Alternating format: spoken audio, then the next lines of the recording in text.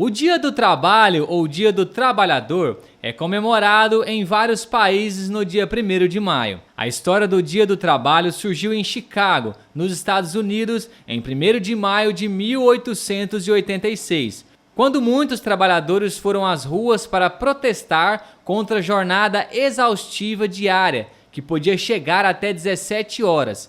Homens e mulheres lutavam por uma carga horária de 8 horas e melhores condições de trabalho. Alguns trabalhadores lá, né, de uma fábrica resolvem fazer greve, e aí eles conseguem um número muito grande, esses grevistas saem, entendeu, para greve. Há um confronto muito grande, né, com a polícia, com capangas, né, inclusive, né, contratados pelas empresas, e várias pessoas acabam morrendo ali, né? Então, ou seja, nós temos uma luta, né, desses trabalhadores por conquistas de direitos. E quando a gente fala a nível de Brasil, é uma situação também muito parecida com o que aconteceu na Europa. O resultado foi que o próprio governo acabou cedendo às exigências dos trabalhadores e foram feitas algumas alianças entre trabalhadores e poderes políticos que defendiam os ideais do trabalho. O governo, né, cedendo em muitas situações, e aos poucos o governo ele vai criando essas leis, mas por pressão dos trabalhadores. E os próprios trabalhadores também se organizam, né, e começam a apoiar políticos que defendiam a sua causa também. Então, exemplo, né, na Inglaterra nós tivemos um movimento cartista, né, que dá autorização aí, né, para o trabalhador, né, escolher o seu governante, que a pessoa só poderia ser candidata, né, ao parlamento, né, se ela tivesse alguma condição financeira, algo assim. Então, ou seja, essa luta ela vai trazer o resultado, que é o resultado das leis, né, ligadas a esse trabalhador. Então, as leis, né, que são constituídas hoje, né, em defesa desse trabalhador, né, que protege esse trabalhador do Brasil, ela está ligada a muita conquista, muita dor, a muito sangue, né, que a gente diz assim, devido a esses protestos que aconteceram ao longo da história. Getúlio Vargas faz mudanças significativas nesse movimento, trazendo o Dia do Trabalhador para Dia do Trabalho, que hoje não mais comemorado com protestos, e sim com festas e alegria. Até então, né, até a década de 40, o Dia do Trabalho, né, ou Dia do Trabalhador, ele era comemorado com muita luta, né? As pessoas iam para as ruas, iam fazer piquete, iam fazer protestos, entendeu? Por melhores condições de trabalho, né? Uma série de coisas. E após 1943, vai se construindo no Brasil uma nova maneira de se, né, lembrar ou de se comemorar esse Dia do Trabalho, né? O Dia do Trabalhador, né?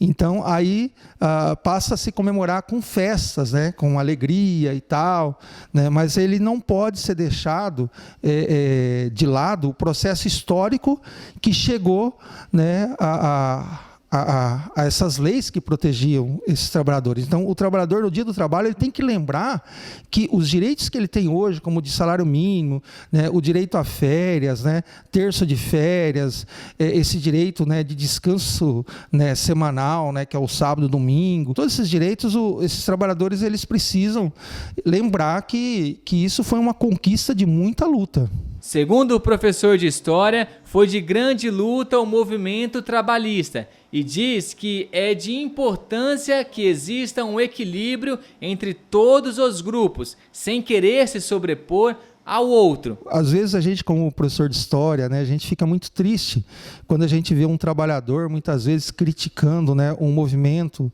né, de greve, porque chamar, inclusive, as pessoas que estão ali, né, de pessoas que são vagabundos, eles não querem trabalhar.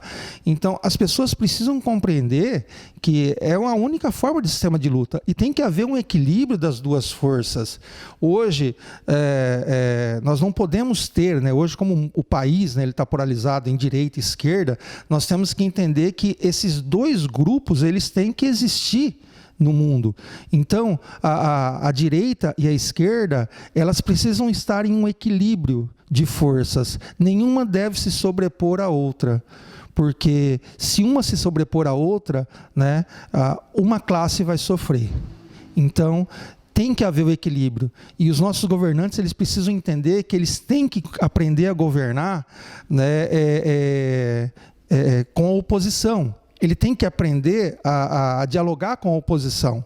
E o grupo, né, da oposição, a mesma situação. Quando você não tem diálogo, infelizmente, acontece um sistema de luta, né, de mortes, né? Então, ou seja, você tem que ter um equilíbrio de forças, tanto de direita quanto de esquerda. Nenhum deve se sobrepor ao outro. E hoje, o que entristece muitas vezes a gente é um trabalhador, né, às vezes defendendo uma causa, às vezes por desconhecimento, às vezes porque ele foi, né, enganado ali pelas mídias sociais, né, a apoiar uma situação que às vezes prejudica ele como trabalhador. E às vezes a gente fica muito triste, né, com isso, porque o trabalhador ele precisa ter conhecimento do que ele apoia, né, ou que ele deixa de apoiar.